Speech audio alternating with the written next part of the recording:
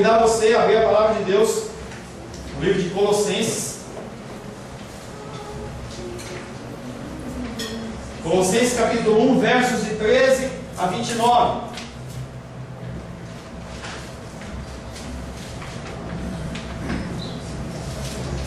Colossenses capítulo 1, versos de 13 a 29. Assim diz a palavra de Deus: Ele nos libertou do império das trevas e nos transportou para o reino do Filho do seu amor, no qual temos a redenção, a remissão dos pecados. Este é a imagem do Deus invisível, o primogênito de toda a criação, pois nele foram criadas todas as coisas, nos céus e sobre a terra, as visíveis e as invisíveis, sejam tronos, sejam soberanias, quer principados, quer potestades. Tudo foi criado por meio dele e para ele. Ele, Cristo, é antes de todas as coisas, nele tudo subsiste. Ele é a cabeça do corpo da igreja. Ele é o princípio, o primogênito de entre os mortos, para em todas as coisas ter a primazia, porque aprouve a Deus que nele residisse toda a plenitude, e que, havendo feito a paz pelo sangue da sua cruz, por meio dele, reconciliasse consigo mesmo todas as coisas, quer sobre a terra, quer nos céus. E a vós outros também, que outrora erais estranhos e inimigos do entendimento pelas vossas obras malignas, agora, porém, vos reconciliou no corpo da sua carne, mediante a sua morte, para apresentar-vos perante ele santos, inculpáveis e irrepreensíveis, se é que permaneceis na fé, alicerçados e firmes, não vos deixando afastar da esperança do Evangelho que ouvistes e que foi pregado a toda criatura debaixo do céu, e do qual eu, Paulo, me tornei ministro. Agora me regozijo nos meus sofrimentos por vós, e preencho e resta das aflições de Cristo na minha carne, a favor do seu corpo, que é a igreja, da qual me tornei ministro de acordo com a dispensação da parte de Deus, que me foi confiada a vosso favor, para dar pleno cumprimento à palavra de Deus. O mistério que estivera oculto dos séculos e das gerações, agora, todavia se manifestou aos seus santos, aos quais Deus quis dar a conhecer qual seja a riqueza da glória desse mistério entre os gentios, isto é, Cristo em vós, a esperança da glória, o qual nós anunciamos, advertindo a todo homem e ensinando a todo homem em toda a sabedoria, a fim de que apresentemos todo homem perfeito em Cristo. Para isso é que eu também me afadigo, esforçando-me o mais possível, segundo a sua eficácia, que opera eficientemente em mim. Palavra do Senhor, amém? Amém. Senhor, em nome de Jesus, nós lemos a tua palavra, e como o teu filho disse anteriormente, nós poderíamos, Pai, que nos levantar e irmos embora, porque a tua palavra é suficiente para mudar, transformar. Não há nenhum tipo de estratégia humana, nenhum tipo, Pai querido, de técnica que possa ter um efeito superior, Pai querido, à leitura da tua palavra. Quero, Pai querido, em nome de Jesus, colocar a minha vida no teu altar, pedindo ao Senhor, Pai, que tu possas me utilizar como um canal do Senhor nesta noite, trazendo um recado, uma mensagem, uma exortação, um consolo aos corações, Pai, porque nós dependemos de Ti, nós dependemos do Teu Espírito. Sem o Teu Espírito Santo, nós andamos como que alienados pelo mundo, nós andamos perdidos, nós tropeçamos, caímos, Pai, andamos vagueando como cegos no meio das trevas, mas a Tua palavra, que é luz, ilumina todos os nossos caminhos. Por isso queremos consagrar a Ti esse tempo, em nome de Jesus. Amém. Amém. Glórias ao Senhor. Semana passada nós meditamos até o versículo 17. Essa semana nós vamos meditar versos 18, versos 19 e verso 20. Colossenses, capítulo 1, verso 18. Primeiro título da nossa palavra. Semana passada, a excelência de Cristo na criação. Desse dia de hoje, é a excelência de Cristo na redenção. Colossenses 1,18. Ele é a cabeça da igreja, que é o seu corpo. Ele é o princípio, o primogênito dentre os mortos, a fim de ocupar em tudo o primeiro lugar. Semana passada nós falamos da excelência de Cristo na criação, e dessa vez nós estamos falando em relação à sua redenção. Tudo que Ele cria, Ele também redime. Aqui no verso 18 nós temos início um parágrafo que descreve sua igual soberania, também agora no contexto da redenção. Redenção da minha pessoa, da sua pessoa, redenção da natureza, redenção de todas as coisas que foram criadas. Em outras cartas a gente não acha o apóstolo Paulo falando sobre Deus como o cabeça da igreja, mas ele fala como nós, como o seu corpo. Romanos 12:5 diz: assim também nós, conquanto muitos, somos um só corpo em Cristo, e em membros uns dos outros. Esse texto, ele tem por objetivo mostrar que nesse único corpo, que significa a igreja, existem muitos membros, existem muitas funções, e cada um executa a sua função, cada membro executa a sua parcela, para que o nome de Deus seja glorificado, e para que também a igreja, ela possa se beneficiar desse crescimento espiritual, porque quando você cresce espiritualmente, a igreja cresce espiritualmente. Se você não cresce espiritualmente, a igreja, ela fica como que estagnada, ela fica parada, porque a função que é dada foi a você dentro do corpo, quem tem que realizar é você. Esses talentos, eles são para beneficiar o corpo.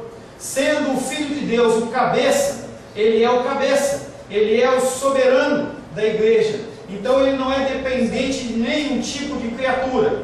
A cabeça é aquela que governa. No corpo humano, a nossa cabeça é aquela que governa, é aquela que controla a vida, controla os movimentos, é aquela que controla também o crescimento. E aí nós temos aqui atrás, na base do nosso crânio, uma glândula chamada glândula pituitária.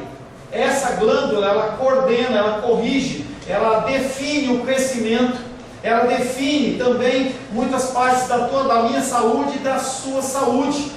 Esse hormônio que ele é derramado através desta glândula, ele mostra que através da cabeça nós temos o crescimento. Assim, quando Deus ele criou a terra, quando ele criou todas as coisas, quando ele determinou que Cristo seria o cabeça da igreja, ele também está falando que esse mesmo Cristo é aquele que governa, também esse Cristo é aquele que reina, ele é aquele que não depende de ninguém, mas ele é primeiro em tudo. A cabeça comanda as ações do corpo, e não o contrário. A gente tem visto nas igrejas que os membros, as pessoas que têm muitas vezes definido o que tem que ser pregado, o pastor acaba por ver nas pessoas o que elas querem ouvir, e eles falam a palavra que é dirigida aos seus corações, ao invés de você trazer um recado santo para o coração daquelas pessoas que precisam de correção, precisam de exortação, precisam também de consolação. A palavra de Deus tem todas essas funções, mas a partir do momento em que eu prego, eu como pastor, eu prego segundo a tua necessidade, eu deixo de falar o recado de Deus para a sua vida. Nem sempre o que você quer ouvir é o que Deus quer falar. E Cristo, como cabeça, ele é o único que possui a autoridade para governar a igreja. Ele é o único na qual nós, como cristãos, passando lutas e dificuldades, nós temos que elevar os nossos olhos.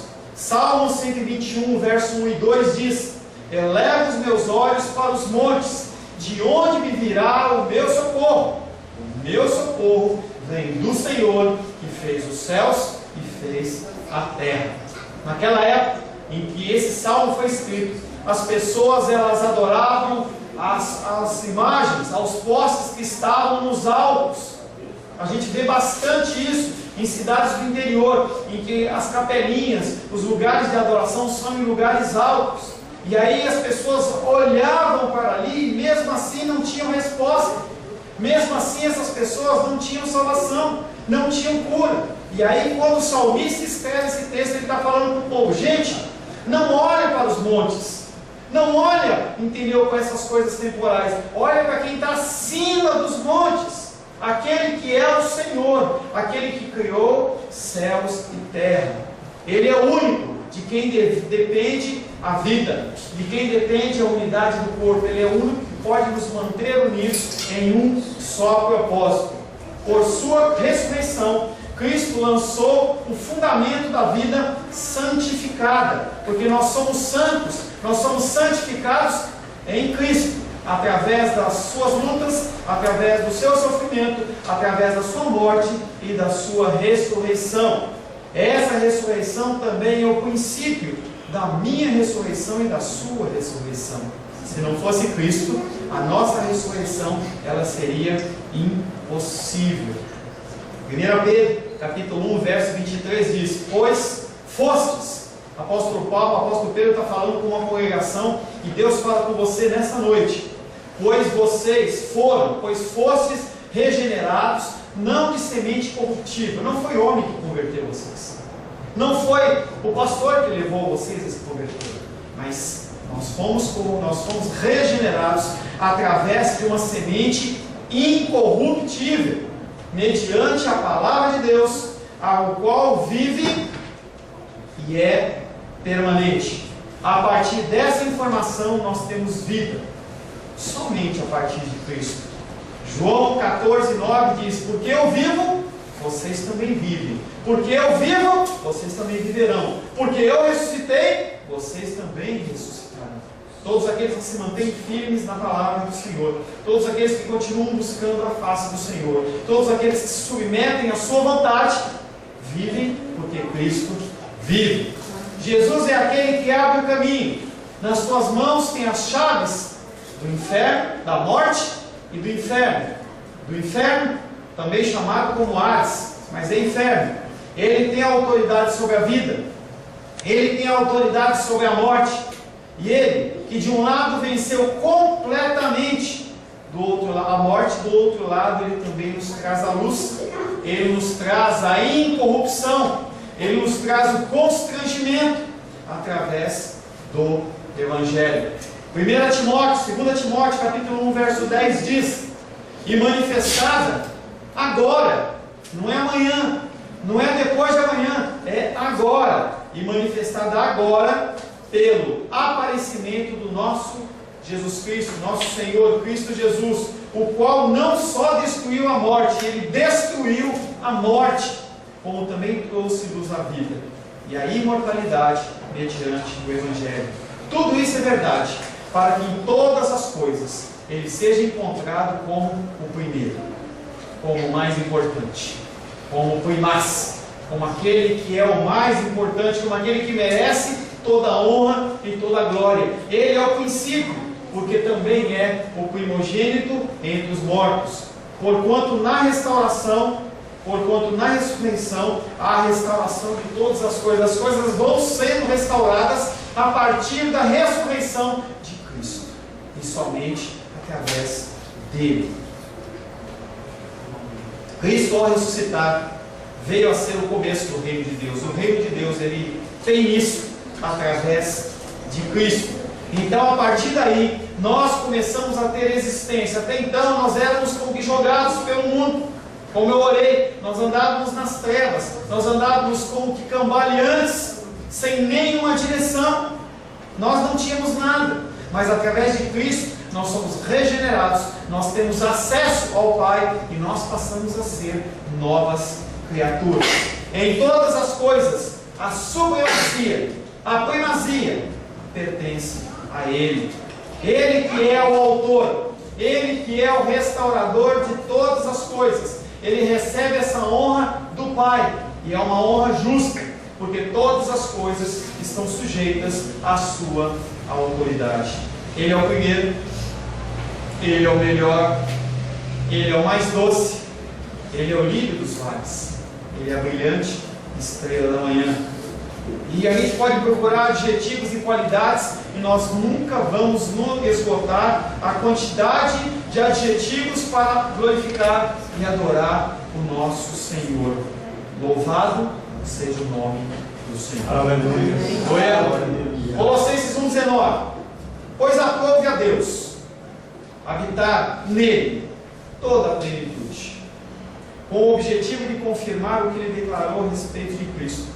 Paulo mostra que essa honra que Deus deu para Cristo, que Cristo possui, já era o projeto dele. Muitas pessoas acham que as coisas elas vão sendo corrigidas, que havia a possibilidade de algumas coisas não acontecerem, mas na verdade o que nós temos estudado, nós temos observado é que tudo está escrito, tudo foi profetizado, e o Senhor vem apenas cumprindo as coisas que foram definidas pelo Pai. Até a morte do Senhor é profetizada lá em Isaías: aprove ao Senhor moê-lo. O Senhor ele tinha esse projeto, era algo que já estava determinado, não foi uma coisa que aconteceu de uma hora para outra. Antes da fundação do mundo já estava programado. João 17,5 diz: e agora, Cristo falando com Deus, e agora glorifica-me, ó Pai, glorifica-me contigo mesmo, com a glória que eu tive junto de ti antes que houvesse mundo, antes que qualquer coisa fosse criada. Houve um tempo em que havia apenas Deus Pai, Deus Filho e Deus Espírito Santo, e toda a glória era sobre a Trindade. E aí o Senhor Jesus, quando ele vem para a terra, executa todo o propósito do Pai. Ele fala: Senhor, Pai, glorifica o meu nome, como eu era antes. Permita que eu entre novamente ao seio do Pai, porque naquele momento da cruz, ele carregava nos seus ombros os meus pecados e os seus pecados, os pecados daqueles que passaram, os pecados daqueles que não ainda vir. Estava tudo crucificado nos ombros do Senhor. Durante o período de permanência de Cristo na terra, esse prazer de Deus em Cristo, ele se manifesta. Não é uma coisa que só se manifesta com Ele nos céus, mas se manifesta também com Ele na terra. Mateus 3,17 diz: e eis que uma voz dos céus dizia: este é o meu Filho amado, em quem eu me comprazo, em quem eu tenho prazer, em quem eu olho pelas coisas que Ele faz e eu me agrado. E isso nós temos que buscar do Pai. Nós temos que buscar andar nos caminhos do Senhor, para que Ele possa olhar para a minha vida e pela sua vida e falar assim: esse é o servo em quem eu tenho prazer. Essa é uma serva em quem eu me alegro. Nós temos que caminhar buscando a isso. Certamente era de bom grado que Deus, que em seu Filho habitasse toda a plenitude. Foi um projeto de Deus. Os poderes, atributos de Jesus não eram destinados a criatura qualquer, somente para Ele. Não era para ser distribuído entre anjos, não era para ser distribuído em ninguém, a não ser em Cristo.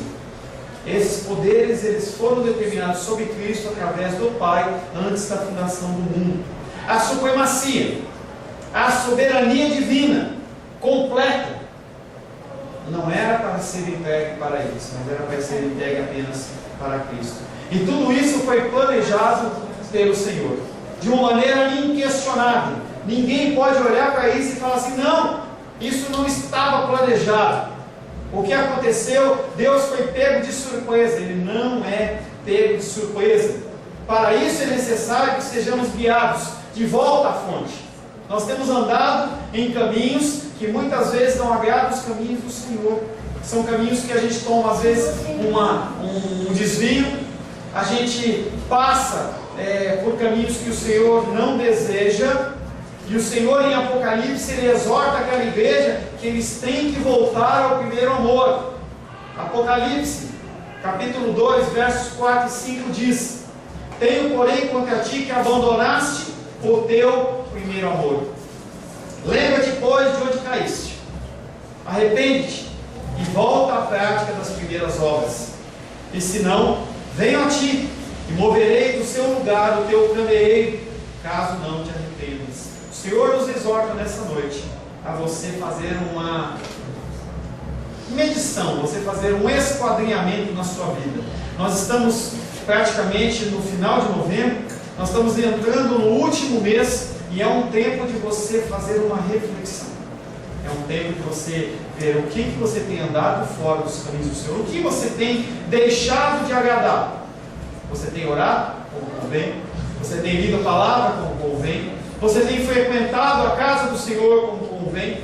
Você tem entregue os seus dízimos e ofertas na casa do Senhor como convém? O que você tem feito com os seus caminhos? Se você ainda está vivo, quer dizer que você ainda tem uma chance. Reflita, pense, se dobre àquele que é digno. Cristo tem em mente uma plenitude de justiça, sabedoria e poder e toda a bênção, pois Deus conferiu tudo ao seu Filho, para que ele fosse glorificado.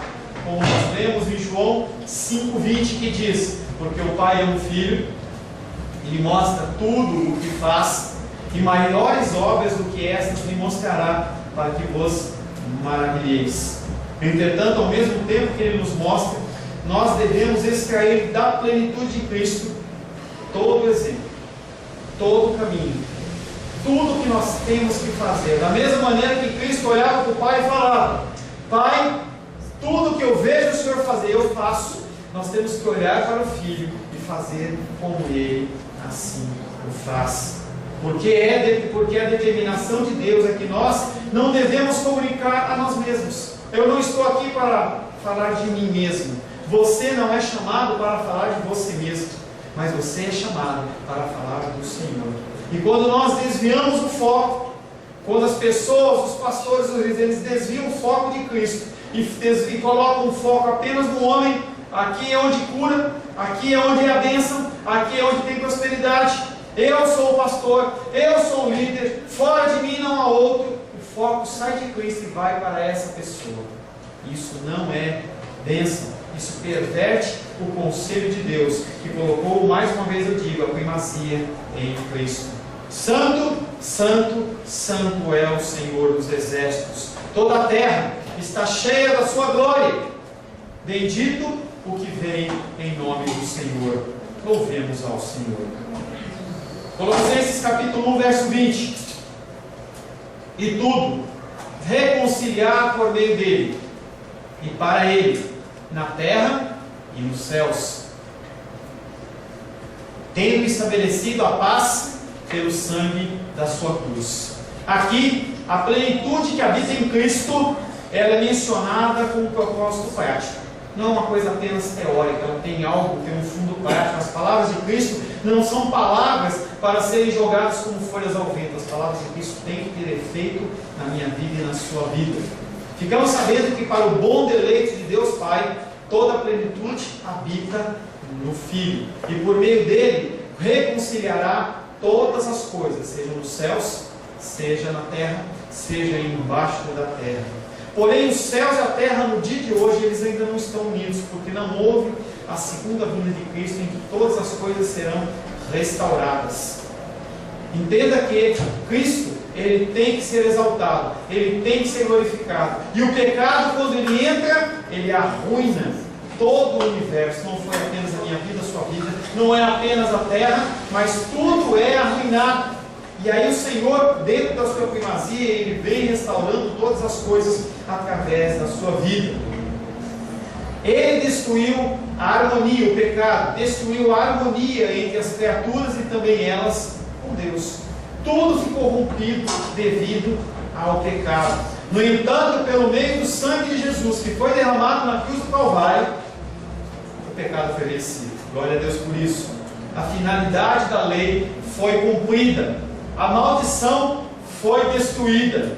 Gálatas 3,13 diz: Cristo nos resgatou da maldição da lei, fazendo-se Ele próprio maldição em meu lugar, em seu lugar, porque está escrito: maldito todo aquele que for pendurado no madeiro. Assim também a harmonia, ela vai sendo restaurada.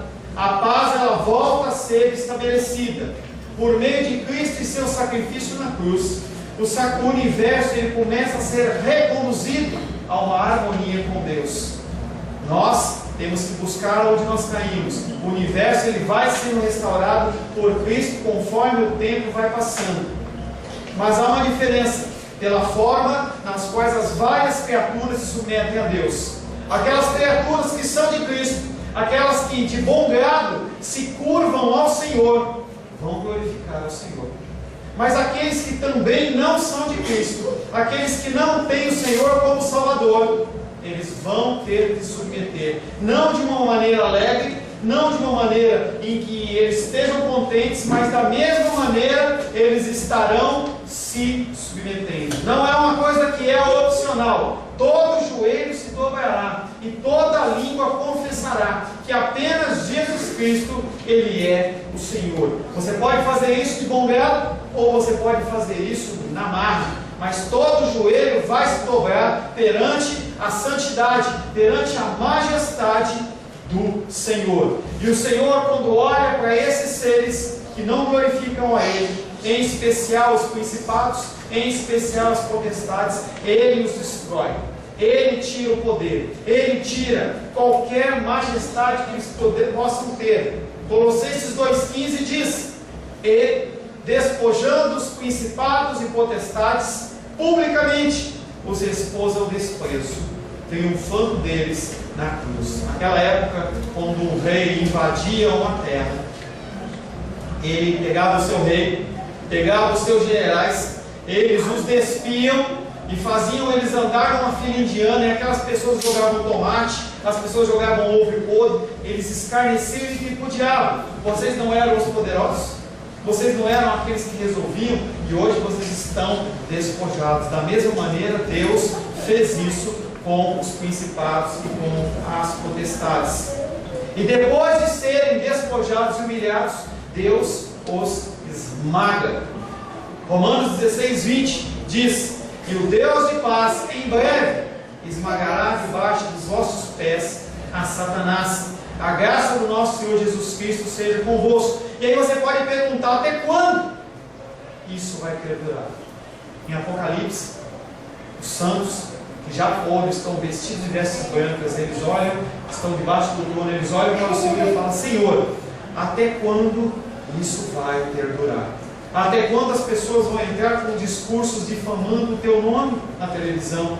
Eu via hoje, mais uma vez, aquele deputado John Willis, ele falando do Senhor, falando que os cristãos eles são fundamentalistas, que eles não têm amor, tripudiando, falando que a Bíblia já é uma coisa do passado, pegando a Bíblia e destruindo, fazendo uma série de escarnecendo dela. E aí a gente olha para esse tipo de situação e fala: até quando?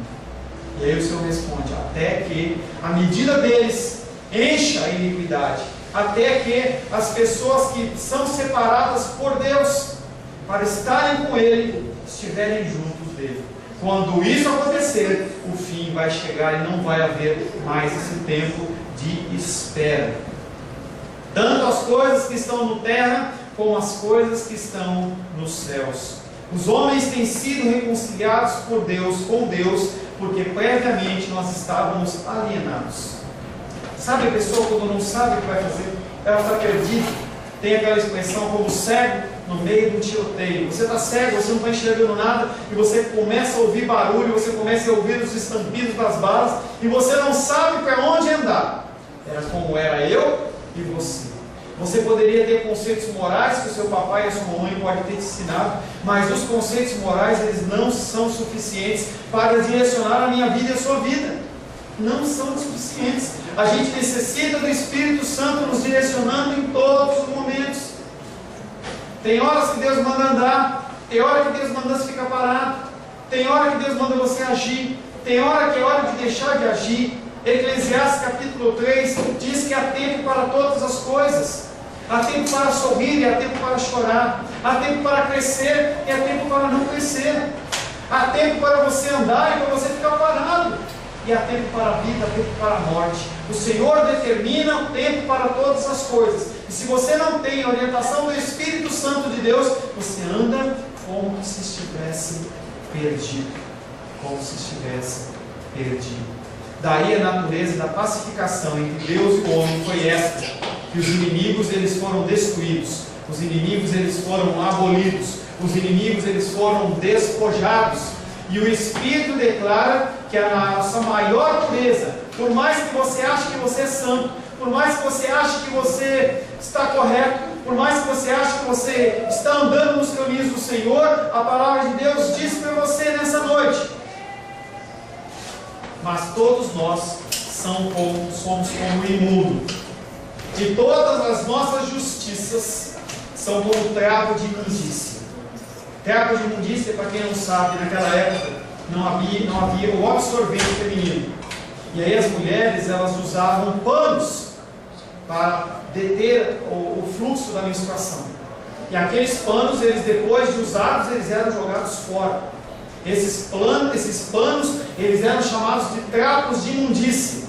E o Senhor olha para mim nessa noite e para você nessa noite e diz: tudo o que você quiser fazer, pela sua força, pela sua vontade, sem ser pela direção do Espírito, sem ser pela direção da palavra, são como trapo de imundícia. Mas todos nós somos como imundo, e todas as nossas justiças como trapo de imundícia, porque todos nós murchamos como a folha. A gente vai ficando velho, a gente vai passando o tempo. Hoje eu fui carregar um bujão lá para baixo, carreguei numa posição errada, me deu um mau jeito na coluna. Há uns 15 anos atrás, 20 anos atrás, isso não ocorreria. E a gente vai ficando velho e nós vamos murchando como a folha. A palavra de Deus diz que nós murchamos como a folha. Através de Cristo, somente, que todas as criaturas que mantêm alguma conexão com Deus aderem a Ele. Nós, sem Cristo, não podemos chegar ao Pai. As pessoas que andam pela rua não podem chegar ao Pai se não for através de Cristo. E aí foi interessante que eu comentava com o irmão Cláudio quando ele estava entrando, enquanto a Luísa estava entoando louvor a Ele a glória, o Senhor ele parou ali. E isso são um dos efeitos da gente ter uma porta aberta. O Senhor parou ali. E ele parou e eu vi que ele começou a chorar. Eu cumprimentei, eu deixei ele vir à vontade, ele bateu no meu ombro depois e falou assim: eu posso me sentar um pouquinho? E aí ele ouviu parte da palavra, ouviu o louvor. Então uma pessoa como essa, em uma situação como essa, ela pode ser tocada pelo Senhor. Pelas suas próprias forças, nada podemos fazer. Nós não podemos estar unidos a Deus de outro modo, se não for através de Cristo. Nós devemos considerar que a nossa felicidade não está em coisas. Nós estamos chegando no Natal e é muito legal a gente receber presente, mas a nossa felicidade, a nossa satisfação não pode estar no material. Em contrapartida, nada mais é miserável do que a gente viver alienado sem Deus. Uma pessoa como essa saiu do bar, bebeu, entendeu? Saiu andando. Eu ando às vezes com o Zé Dias e ele sai procurando o cunhado, o irmão dele, pelas redondezas, porque ele tem problema de alcoolismo. Como seríamos miseráveis se não tivéssemos Cristo no nosso coração?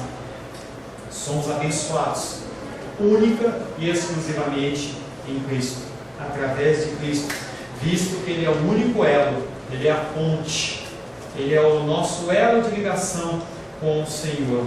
Quando o Senhor olha para mim e para você, Ele não nos vê, não vê os nossos pecados, mas Ele vê a Cristo. O sangue de Cristo significa o sangue do sacrifício, que foi oferecido na cruz com o fim de apaziguar a ira do Senhor, a ira que vinha para destruir, a ira que vinha para acabar. Da mesma maneira que Ele despojou principados e potestades, a ira do Senhor, Ele era para vir sobre a nossa vida. Mas através do sacrifício de Cristo, nós podemos nos achegar a Ele como filhos chegam ao Pai, com toda a alegria, com toda a confiança de que Ele é fiel e justo para guardar o meu depósito e o seu depósito, a minha fé e a sua fé, até o dia em que Ele assim o aprover, seja através da morte, seja através da ressurreição. Que o Senhor seja glorificado. Louvemos ao Senhor. Feche os seus olhos. Aleluia. Feche os seus olhos.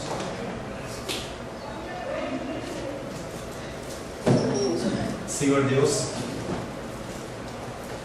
Tu és o primeiro, Tu és o único, Tu és o grande Deus, Tu és aquele que reina e aquele que é para sempre, aquele que é luz para os nossos pés. A Tua palavra é luz para os nossos pés. Nós precisamos de Ti, nós precisamos do Teu Espírito. Não queremos andar como que cegos em meio às trevas, Não queremos andar, Pai querido, como pessoas alienadas, pessoas que saem tropeçando, Pai querido, nos seus próprios erros. Mas nós queremos ser orientados pela Tua palavra. Sabemos, Pai, que se não for o Senhor, se não for o Teu Espírito, nada podemos fazer. Por isso nós nos submetemos, nós nos curvamos à Tua soberania. Nós, Pai querido, nos curvamos à Tua santidade, à Tua vontade, ao Teu poder, Pai. Nós nos curvamos. Nesta noite, Pai querido, queremos mais uma vez colocar o nosso coração no Teu altar. O nosso coração que foi onde o Senhor tocou, Pai. Onde, Pai querido, o Senhor nos trouxe, Pai querido, da morte para a vida. Senhor, nós apresentamos o nosso coração para que o Senhor nos transforme. Que o Senhor mude. Que o Senhor, Pai querido, tire toda a nossa dureza, toda, Pai querido, a cauterização da nossa mente perante, em referência aos Teus ensinamentos, Pai. Os Teus ensinamentos são vida. Os Teus ensinamentos, Pai querido, trazem a paz, trazem o renovo. E para que nós possamos glorificar o Teu santo nome, Pai querido, através das nossas ações, também precisamos do Senhor, Pai. Revela, Pai querido, a nós como glorificar o Senhor durante essa semana. Enche o nosso coração, Pai querido, com planos vindos dos Teus altos céus, Pai querido, para esse mês que está por se iniciar, esse mês de dezembro. Que nós, Pai querido, ainda possamos cumprir neste finalzinho de novembro e início de dezembro, Pai, a Tua vontade, o Teu querer. Que nós testemunhemos aqueles que não Te conhecem, testemunhemos do Teu amor. Que nós possamos, Pai querido, falar para aqueles que são os nossos parentes, aquelas pessoas, Pai querido, que estão conosco, Pai querido, que não Te conhecem ou se andam desviadas dos Teus caminhos, Pai. Que nós possamos ter a Tua ousadia, Pai. Que nós não venhamos a ser chatos, que nós não venhamos a ser salgados demais, mas que nós possamos ser temperados, para que nós possamos levar a Tua palavra com amor, e nós possamos, Pai querido, ganhar essas vidas em amor, porque se todas as profecias, Pai querido, se passassem, se todas as bênçãos, se todo o material passasse, a única coisa que sobraria, a única coisa que restaria é o amor, Pai. Batiza-nos, Pai querido, com o Espírito de amor, para que assim possamos glorificar, exaltar e bendizer o Teu santo nome, em nome de Jesus. Amém. Amém.